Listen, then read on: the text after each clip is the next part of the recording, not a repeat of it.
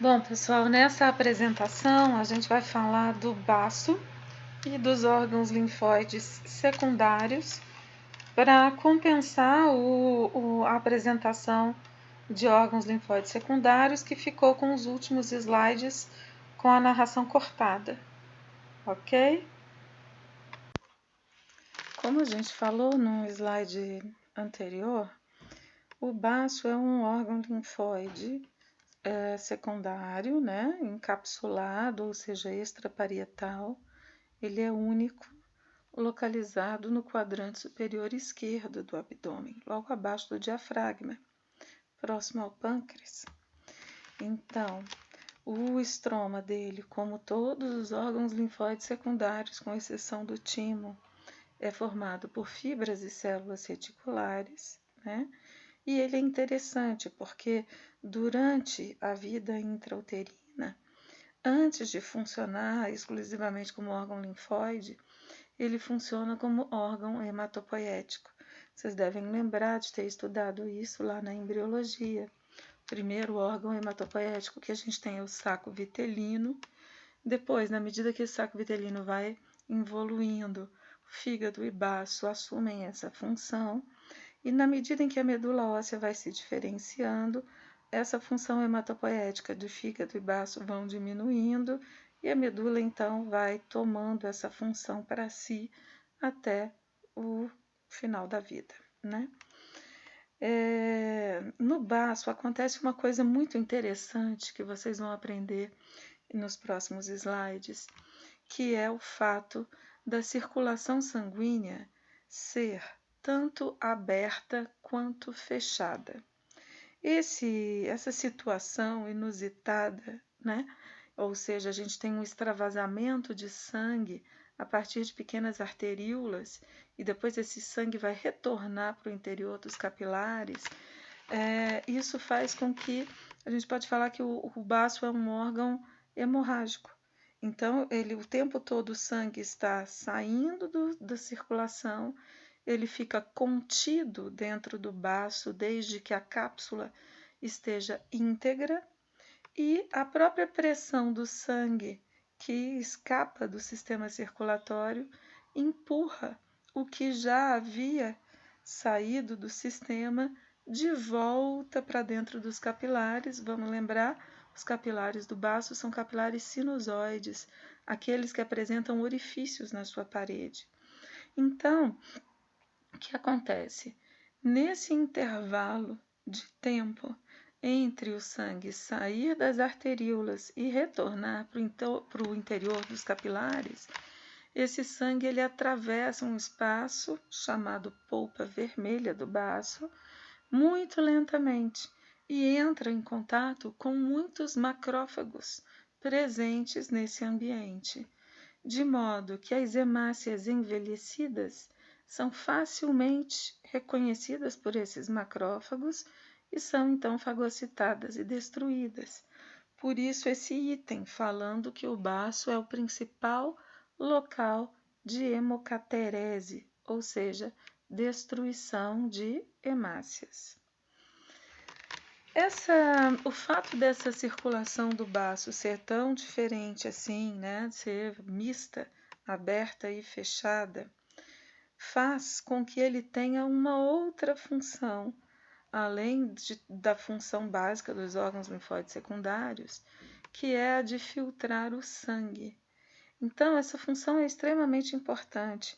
Veja bem, da mesma forma que os linfonodos filtram a linfa, evitando que micro-organismos atinjam a corrente sanguínea e se dispersem pelo corpo, se por acaso algum antígeno entrar na corrente sanguínea, ao passar pelo baço, ele terá grande chance de ser reconhecido pelos macrófagos locais e de ser fagocitado e destruído.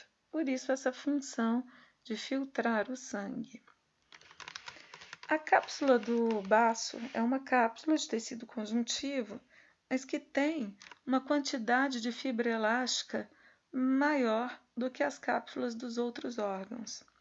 Isso porque, veja bem, se o baço é um órgão que eu estou chamando, entre aspas, de hemorrágico, não é? Ele tem que ter uma certa capacidade de distensão para conter o volume de sangue extravasado da corrente sanguínea e temporariamente acumulado no seu interior. O que acontece de interessante é que em alguns animais essa cápsula, além dessas fibras elásticas que garantem uma certa elasticidade, né, à superfície do órgão, em alguns animais essa cápsula também apresenta fibras musculares lisas. E quando essas fibras são ativadas pelo sistema nervoso, elas então impelem para dentro do sistema circulatório um volume extra de sangue, consequentemente um número maior de hemácias, dando ao animal uma capacidade maior de captação de oxigênio e de distribuição de oxigênio pelos tecidos corporais. Os animais que apresentam essa característica são os cervídeos. Então, veados, girafas, zebra. Então, a gente observa, né, quando a gente vê esses filmes da natureza, né, esses filmes de natureza, de animais, etc., esses bichinhos ficam lá tranquilos, pastando, e na hora que eles percebem o perigo, eles ainda ficam lá pastando, e só na hora que o perigo se aproxima é que eles saem correndo e aceleram muito rapidamente. Nesse momento, para conseguir acelerar tão rapidamente, eles contraem a cápsula esplênica e, como eu falei, aumentam a capacidade de oxigenação de seus tecidos. Como eu falei para vocês, o baço é um órgão encapsulado e vocês podem perceber nesse slide a cápsula esplênica ela é bastante desenvolvida, ela é bastante espessa quando comparada com a cápsula de alguns outros órgãos. Como o baço é um órgão que está livre na cavidade abdominal, e a cápsula é revestida externamente por um epitélio pavimentoso simples chamado mesotélio. Esse epitélio, vocês conseguem ver nessa fotografia o núcleo das células mesoteliais com uns pontinhos roxos acima da parte vermelha da cápsula. Essa coloração mostrando em vermelho as fibras, né, da cápsula, e o epitélio ficou corado em rosa e os núcleos das células roxinhos, os pontinhos roxos na superfície do órgão nessa imagem. Observem que a cápsula, né, como é normal na maior parte dos órgãos, ela emite para o interior do órgão projeções. Essas projeções são chamadas trabéculas. E essas projeções que as cápsulas fazem no interior dos órgãos servem, entre outras coisas, para distribuir a vascularização no interior do órgão. Então, o baço ele é um órgão suprido por alguns pares de artérias, né? Essas artérias esplênicas adentram a cápsula por diferentes regiões da superfície do órgão e vão percorrendo a cápsula. E ao passar pelas trabéculas, essas artérias ramificam e adentram o interior das trabéculas. As artérias que, né, percorrem o interior da trabécula são chamadas artérias trabeculares. Mas a gente sabe que nenhuma artéria percorre muito tempo, uma distância, sem se ramificar. Então, frequentemente estão se ramificando. E a gente sabe também que essas ramificações, elas são mais ou menos, vamos forçar um pouquinho aí, em 90 graus. Ou seja, as artérias trabeculares, ao se ramificarem, elas saem das trabéculas e vão então percorrer o parênquima esplênico, vão percorrer o interior do órgão. Reparem, eu vou marcar aqui para vocês com uma setinha. Esse slide é um slide do livro do Junqueira. Depois vocês podem pegar a legenda dele para acompanhar, se acharem difícil a minha explicação. Mas eu acho que vocês vão entender direitinho. À primeira vista ele parece bem confuso, mas ele é tranquilo da gente acompanhar. Na medida que eu for explicando, vocês vão acompanhar direitinho e vão entender. O desenho representa uma parte, um pedaço pequeno do baço. Vamos imaginar que passando por baixo do desenho, aonde eu coloquei esses nomes, artéria trabecular, seios da zona marginal, circulação aberta, vamos imaginar que nessa região passasse um pedacinho da cápsula do baço. Então, a gente sabe que a cápsula emite projeção para dentro do órgão e que essas projeções são chamadas de trabéculas. Então, observem no canto esquerdo do slide, tem a indicação da artéria trabecular, em vermelhinho. Em volta, essa parte cinza que vocês estão vendo, envolvendo a artéria trabecular, é o tecido conjuntivo da trabécula, que é, como a gente já sabe, uma projeção da cápsula. Então, vamos repetir. O baço recebe várias artérias esplênicas que chegam na sua cápsula por diversos pontos. Essas trabéculas adentram a cápsula, passam a percorrê-la e, na medida em que a cápsula emite trabéculas para o interior do baço, as artérias ramificam e adentram essa trabécula, sendo chamadas de artérias trabeculares. Bom, então vamos acompanhar. Essa artéria trabecular, o desenho está mostrando para a gente que ela se ramifica, fez uma ramificação à direita e que está sendo indicada aí como artéria central. Percebam como que o autor desenhou no entorno da artéria central uma mancha meio amarronzada. Então, ele desenhou uma mancha meio amarronzada no entorno da artéria central. Essa mancha é a bainha de linfócitos T, chamada bainha linfocitária periarteriolar.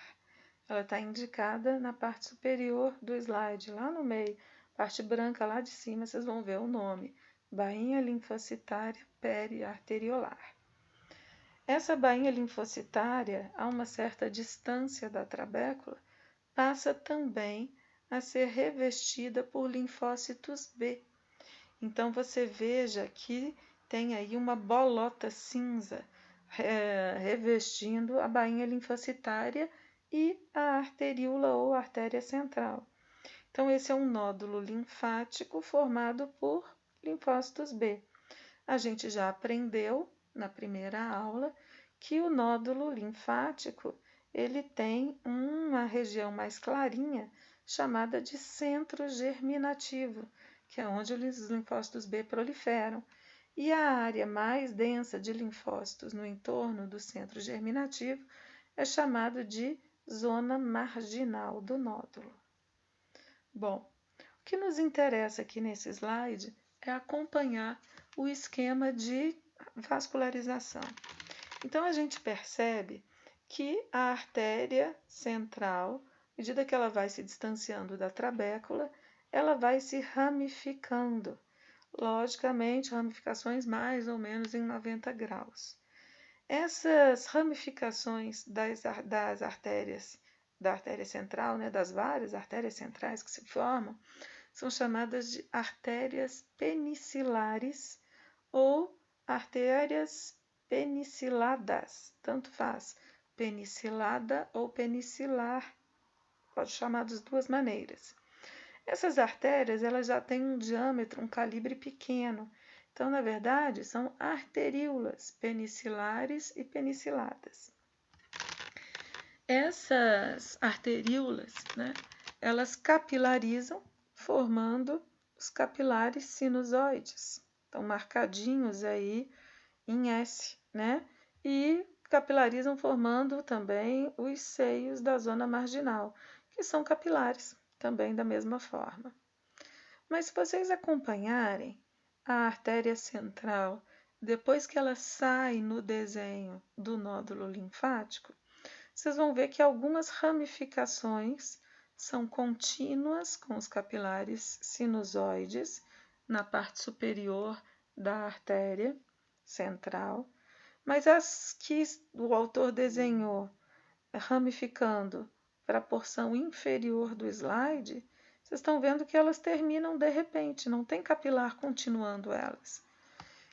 Isso acontece de fato, não organizadinho desse jeito, né? De um lado sempre capilariza, do outro não capilariza. Não, é alternado. Mas o fato é que algumas arteríolas peniciladas ou penicilares vão formar sinusoides e outras não, vão terminar abruptamente, deixando o sangue que passa por elas sair do sistema circulatório, extravasar por entre o material, as células que formam o estroma do baço, o estroma e o parênquima do baço. Então, toda essa área cinza clarinha que vocês estão vendo aí no slide, quase um azul claro, é o que a gente chama de polpa vermelha, porque a gente vai encontrar sangue acumulado aí, sangue que extravasou a partir das arteríolas penicilares e que vão acabar retornando para dentro dos capilares sinusoides, considerando que a parede deles é cheia de orifícios, como a gente já estudou. Então, o sangue ele sai, se acumula temporariamente na polpa vermelha, mas como sempre tem sangue saindo e chegando na polpa vermelha, aquele que estava ocupando esse espaço acaba sendo empurrado para onde der. E para onde que dá para empurrar, já que a cápsula tem um limite de distensibilidade ou de distensão? Para onde que dá para empurrar esse sangue é de volta para o interior do sistema circulatório. Então, ele retorna para dentro dos capilares sinusoides que se fundem, formando as vênulas da polpa vermelha, que depois adentram as trabéculas, passando a ser chamadas de veias trabeculares, e saem através da cápsula, formando as veias esplênicas. Então, vocês podem ver aí no quadrante inferior direito,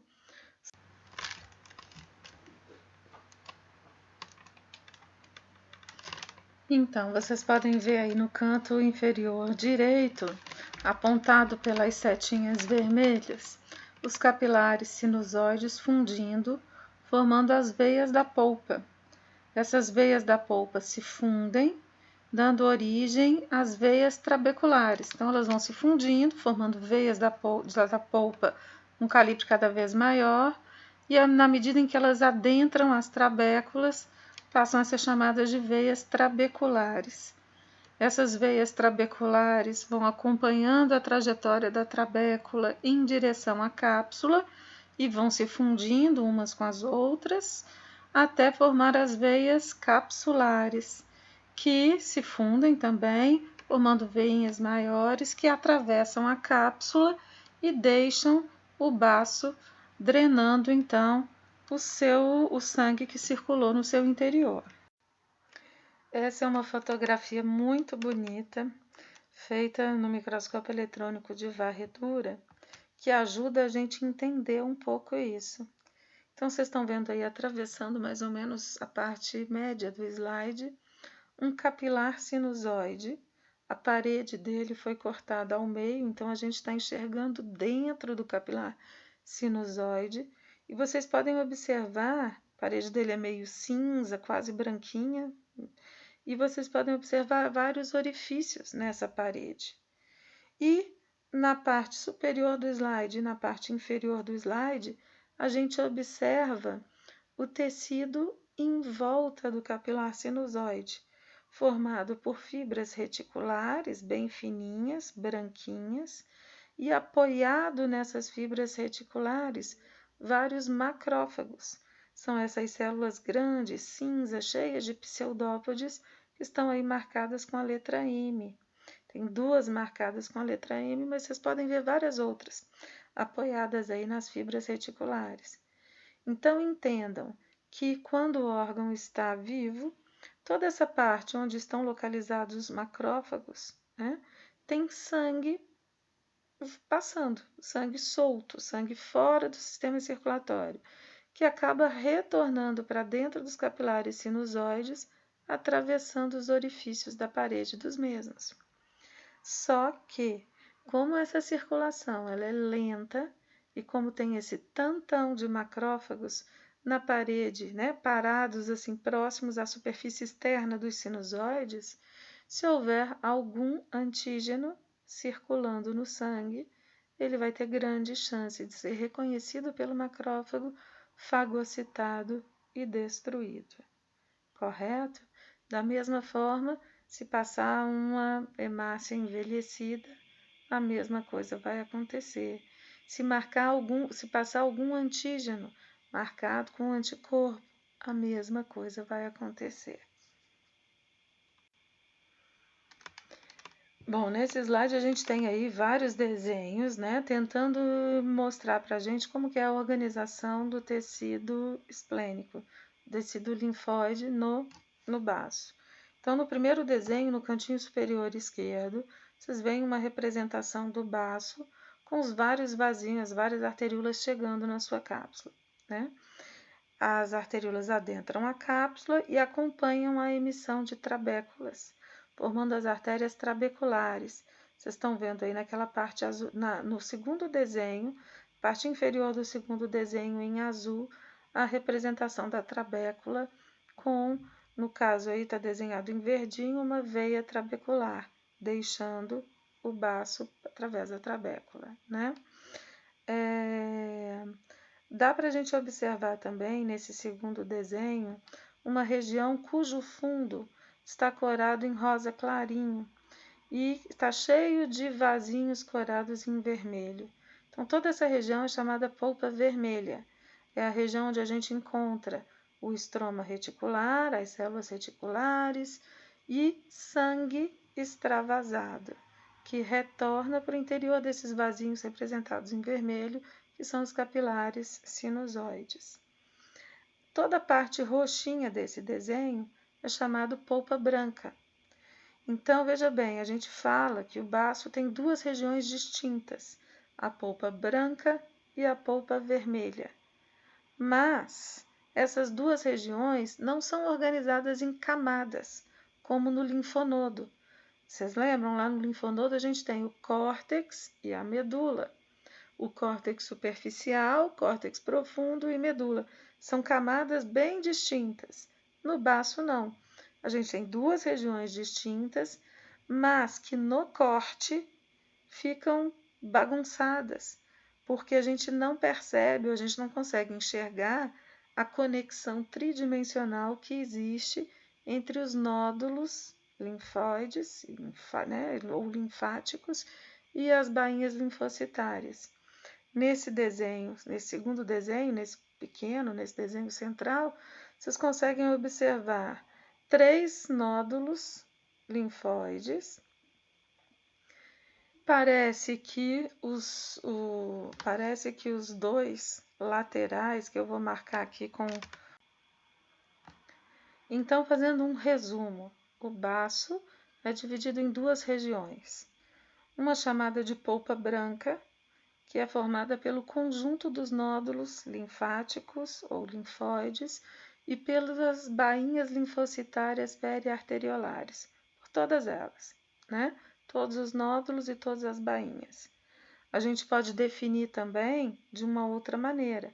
A gente pode falar que a polpa branca é a região do baço em que o sangue circula exclusivamente dentro de vasos sanguíneos, ou seja, onde não tem sangue extravasado. Vamos dar uma olhadinha na figura, né, desse nosso slide. Então, vocês vão observar, de novo, vou marcar aqui. Então, pessoal, observem, essa é uma figura do baço, é uma fotografia que foi feita com um pequeno aumento, menor aumento do microscópio. Então, a gente tem uma visão panorâmica do baço. Observem indicada pela letra C a cápsula esplênica e pela letra T as trabéculas. Observem que na trabécula que eu vou marcar com... Já nesse slide, o que a gente está observando? Uma fotografia que foi feita no aumento de 400 vezes. Então, é um aumento grande. E a gente está observando na parte direita do slide e na parte superior esquerda, parte da polpa vermelha. Reparem que tem até umas hemáciazinhas misturadas com uns linfócitozinhos, com os núcleos roxinhos, ou seja, a região do baço onde o sangue extravasa, certo? Já na região que eu vou delimitar de novo, esse slide ele é interessante também, é um aumento grande, então é a polpa vermelha do baço, num aumento bem grande, tá? Maior do que 400 vezes, inclusive. E o que a gente está observando aqui são macrófagos, essas células grandes. Eu vou delimitar. Esse é um desenho do livro do Gartner, semelhante àquele desenho doidão do Junqueira, onde ele mostra a mesma coisa, o padrão de vascularização do baço. Então, à esquerda, ele mostra a cápsula recebendo a artéria esplênica, né? Essa artéria, ela adentra uma trabécula, que vocês estão vendo na região que eu vou marcar com uma... Além dos órgãos linfóides extraparietais, linfonodos e baço, a gente também tem tecido linfático associado à mucosa, ou seja, órgãos linfóides intraparietais. Acúmulos de linfócitos na mucosa de órgãos do sistema respiratório, digestório, urinário, reprodutor. Então, nos próximos slides, a gente vai dar exemplos desses órgãos linfóides intraparietais ou tecidos linfáticos associados à mucosa. Nesse primeiro slide, a gente tem a figura de uma tonsila palatina num corte sagital, corte bonito, mostrando, né, apontadinho aí pela letra E, o epitélio de revestimento da cavidade oral, que é um epitélio estratificado pavimentoso. Então, na região das tonsilas palatinas, esse epitélio invagina, vocês podem ver aí onde eu vou marcar com a setinha vermelha. Outro órgão linfóide secundário intraparietal é o apêndice cecal. Então, a gente está vendo um corte transversal do apêndice inteiro. Essa parte central branquinha é a luz do apêndice, né? E depois a gente tem um epitélio, que é um epitélio colunar simples. O aumento é muito pequeno, a gente mal percebe ele. E a gente vê que esse epitélio invagina, formando... Outro exemplo de órgão linfóide intraparietal é a placa de Peyer, que acontece ou que a gente encontra no intestino delgado, na região do ilho. Então, vocês estão observando aqui as vilosidades intestinais, são características. E nesse slide, a gente tem um corte de pulmão. A gente sabe que o pulmão é atravessado pelos brônquios e bronquíolos, não é? E nesse slide, a gente vê um tecido linfóide associado à mucosa, um folículo, um nódulo linfático.